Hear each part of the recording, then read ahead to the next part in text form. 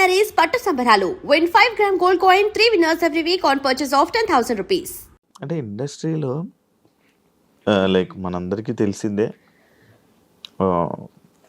ఒక అమ్మాయి కానీ లేకపోతే ఇలా వచ్చినప్పుడు ఇబ్బందులు అనేవి నార్మల్గా ఏర్పడుతూ ఉంటాయి, సిచ్యువేషన్స్ వస్తూ ఉంటాయి. కమిట్మెంట్లు అంటారు, లేకపోతే పిలుస్తూ ఉంటారు, కొన్ని ఏవో చేస్తూ ఉంటారు. అలాంటి సిచ్యువేషన్ మీకు ఇంకా రాలేదా? వచ్చిందని విన్నాను నేను. ఏంటి వాస్తవం, ఏంటి చెప్పగలరు దాని మీద? చెప్పగలుగుతా, చెప్పండి. అండ్ శివ రీసెంట్గా మేము యూట్యూబ్ స్టార్ట్ చేసాము. సో అది మా క్లోజియెస్ట్ కాబట్టి మాకు అలాంటి ఇబ్బందులు ఏం లేదు. మేము మనీ జనరేట్ చేసుకోవడానికి అతని దగ్గర టాలెంట్ అండ్ ఎక్విప్మెంట్ ఉంది. నేను ఒక మనిషిని ఉన్నాను కాబట్టి సో రెండు కలిస్తే మేబీ సక్సెస్ చూస్తామేమో అని ఇద్దరు మాట్లాడుకొని చేశాం కాబట్టి అక్కడ మాకు ఆ ప్రాబ్లం రావాలి. కమిట్మెంట్ ఇలాంటివి రాలేదు. అండ్ తను ఏమంటారు చాలా చిన్న స్థాయి నుంచి వచ్చాడు కాబట్టి అంతలా అబ్యూజ్ ఏం చేయలేదు, కమిట్మెంట్స్ ఏం అడగలేదు.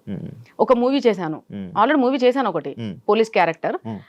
6 days షూట్, 6 days షూట్. తను డైరెక్ట్ గా కాల్ చేసి రమ్మన్నాడు, చూశాడు.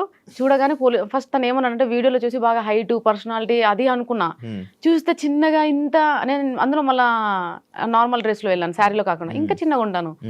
ఆయన చూసి సైలెంట్ అయిపోయాడు. నేను అనుకున్న క్యారెక్టర్ కి నీ వీడియోని చూసి నువ్వు ఎలాగో ఉంటావు అనుకున్నా బందోబస్తుగా. ఏంటమ్మా ఇలా ఉన్నావు, అసలు అందులోకి ఇందులోకి సంబంధమే లేదు అని అన్నాడు. సార్ ఇప్పుడు ఏంటి సార్ మరి అని అంటే, పర్లేదమ్మా చెయ్యి. తనది స్టార్టింగ్ కొత్త మూవీ కాబట్టి తను ఏది అడగలేదు. డైరెక్టర్ రాజు సార్ గారు కూడా డైరెక్ట్ గా పిలిచాడు, నేను షూట్ చేశాను, వచ్చేసాను అంతే. ఎక్కడ ఎవరు మిస్బిహేవ్ చేయలేదండి.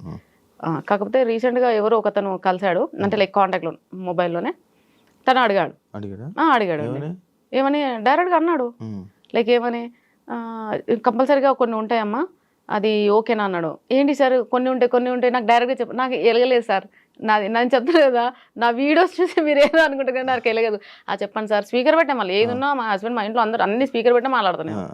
ఏ కాల్ అయినా వాట్ ఎవర్ ఇట్ ఈస్, ఈ స్పీకర్ లేకుండా నేను ఏది మాట్లాడాను. నా దగ్గర అసలు ఏ సీక్రెట్స్ ఉండవు ఫస్ట్ ఆఫ్ ఆల్, ఎందుకంటే నాకు అంత ఓపిక ఉండదు, వెరీ లేజీ పర్సన్. సో నేను స్పీకర్ పెట్టి మాట్లాడుతున్నా యాజ్ యూజువల్. చెప్పాడు, so I'm sorry sir, not interest, నాకు ఇప్పుడు ఏం తక్కువ పడలేదు, డైలీ నేను బిజీ. నా ఫ్యామిలీ కోసం నాకు ఒక రోజు ఇవ్వడానికి నాకు టైం లేదు. నా కోసం నేను ఒక 2 days టైం కావాలంటే నాకు దొరకట్లేదు. నేను అంత బిజీగా ఉన్నా. నాకేం అవసరము నా మనసుని చంపుకొని నేను ఎవరి కోసము దేనికోసము నాకొద్దు. నా దగ్గర ఇప్పుడు మంచి సోర్స్ ఉంది, నేను చేసుకున్న రోజులు ప్రమోషన్స్ చేసుకుంటా. నా టార్గెట్ ఏంటి సార్, ఇల్లు వచ్చిందా ప్రశాంతంగా ఉంటాం, ఆయన జాబ్ చేస్తాడు, తెచ్చి పెడతాడు అంతే. ఊర్లో కొనుక్కున్నారు ల్యాండ్? లేదండి, ఇక్కడే హైదరాబాద్. శివ అత్తాపూర్ బుద్వేల్.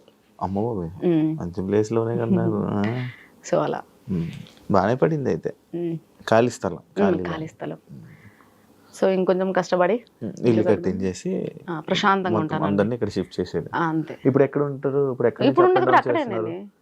నేను ఉండేదే ఏమంటారు కార్వాన్, జయగూడ. అక్కడ నుంచి ఇక్కడ మీ ఊరు? మేము సొంత ఊరు. అమ్మ వాళ్ళది మాడుగుల ఆమన్గల్ దగ్గర, అత్తయ్య వాళ్ళది ఆమన్గల్ దగ్గర గట్టిపల్లపల్లి. ఓకే, అది పక్క పక్కనే. కానీ పెళ్ళి అయ్యాక తెలిసింది అది పక్క పక్కనే అని. అంటే పెళ్లి చూపులకు వచ్చినప్పుడు ఓ మాది ఆమన్గల్ దగ్గరే, మీది ఎక్కడ, మాది మాడుగుల. సో అట్లా వాళ్ళు మాట్లాడుకున్నారు. నేను ఎప్పుడు అంత ఆ విలేజెస్ కి ఎప్పుడు ఏం పోలేదు సార్. నాకు ఆ ఎన్విరాన్మెంట్ కూడా ఏది పడదు, పోయినా ఇంకంతే. ఇప్పుడు సినిమాలు ఆఫర్లు వస్తే సినిమాలు మంచిగా చేస్తారు, మంచిగా క్యారెక్టర్ వస్తే చేస్తాను.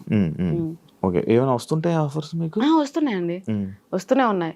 కానీ నాకు ఒకటి నచ్చలేదు ఏంటంటే, మూవీ ఆఫర్ అనగానే మార్నింగ్ 6 to evening 6 ఉంటుంది. మాకెలా అలవాటు అయిపోయింది ఇన్స్టాగ్రామ్ అని అంటే జస్ట్ 1 hour మధ్యాహ్నం 1 గంటలకి వెళ్తా, 3-4 కల్లా వచ్చేసేస్తాం ఇంటికి. నాకు ప్రాణం అంతా ఇంట్లోనే ఉంటది శివ. ఎప్పుడు అసలు ఇంట్లోకి వెళ్ళి బయటకి వెళ్ళడం నచ్చదు. ఇంట్లో కూర్చొని ప్రశాంత్ ఎప్పుడు ఇంట్లో ఉండాలి. ఆయన నైట్ వేసుకోవాలి ప్రశాంతంగా, ఏది ఉండకూడదు. నాకు ఈ మేకప్ ఇది నాకు పెద్ద చిరాకు. మెడలో ఏం వేసుకో ఎప్పుడు వేసుకోలేదు నేను, ఏది వేసుకోను. దాని గురించి అడిగారు యాక్చువల్లీ, తాలిబొట్టు ఎందుకు తీసేసారని అడిగారు. నేను ఎప్పుడు దానికి అంత ప్రిఫరెన్స్. ఎలా అంటే పెళ్ళి అంటే తాలిలో ఉంటది, మెట్టెల్లో ఉంటది, గాజుల్లో. నేను మెట్లు ఉన్నాయి చూసి నేను అది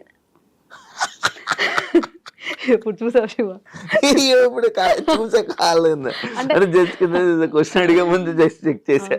ఓకే. అయితే కానీ నేనెప్పుడు అలా ఫీల్ అవ్వలే. వైఫ్ అండ్ హస్బెండ్ అంటే హస్బెండ్, వైఫ్ ఇద్దరు అర్థం చేసుకోవాలి. ఒకరి కోసం ఒకరి ఇష్టాలు మార్చుకోవాలి. ఒకరినొకరికి సపోర్ట్ చేసుకోవాలి. అప్పుడు స్టార్టింగ్ లో తాళి ఎందుకు కట్టడం? వాళ్ళు పెద్దవాళ్ళు చెప్పారు. హీ డిడ్ ఇట్ అండ్ నేను కూడా తలొంచాను కట్టించుకున్నాను. అది అక్కడ వరకు ఓకే అదంతా. నేను అంత సీరియస్ గా ఏం తీసుకోలేదండి. చాలా అదిగా ఉంటాం. మేమైతే మంచిగా ఉంటామండి. వీళ్ళందరూ అంటారు ఏంది, నేను మనోజ్తో ఒక వీడియో చేశాను, బిగి బిగి మంచి హిట్ 10 millions. 10 millions అంటే ఎంతమంది అండి? సో అక్కడ ఆ డాన్స్ రీల్ చూడగానే, అంటే నేను ఎప్పుడు చేయలేదు కదా ఎవరితో రొమాంటిక్ డాన్స్ చేయలేదు. ఆ రీల్ చూడగానే కామెంట్స్ అండి ఎన్ని వేల కామెంట్స్ అనుకుంటున్నారు, వేలు. డిలీట్ చేయలేక ఇది పోయింది. నేను కామెంట్ సెక్షన్ ఆఫ్ చేయలేదులే, పెట్టాను చూద్దామని. కానీ అందులో ప్రతి ఒక్కడు ఒకటే మాట ఏంటి, నాకు తెలిసి ఇది మొగుని లేపెత్తది. రెండోది ఈడే దీని బాయ్ ఫ్రెండ్ రా పక్క 101%. మామా 14 లక్షల రూపాయలు. యాక్చువల్ కామెంట్ ఏంటో అర్థమైంది నాకు.